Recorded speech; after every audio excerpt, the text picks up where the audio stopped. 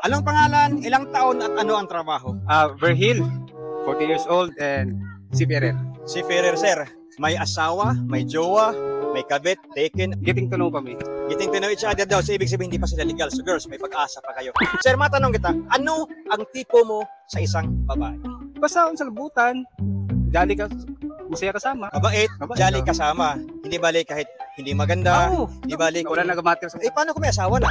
Hindi pwede yun. Hindi pwede. Paano pagka single mom? Tinatanong mo ba yan sa mga siman? So, kung papipiliin ka, single, single mom, single tita, o single lola? Depende kung saan mo abot.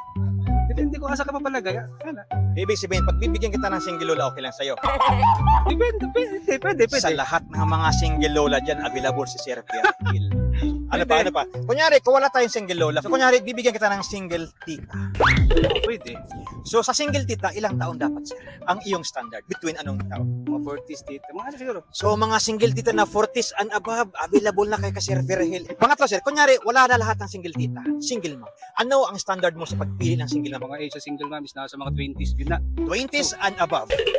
Single mom na walang anak. Tama ba, sir? Yes. Single mom na walang anak. Sa lahat ng single mom dyan na walang anak, sa lahat ng single mom na virgin, available si Sir Ferhil. 40 years old, single, at seaman.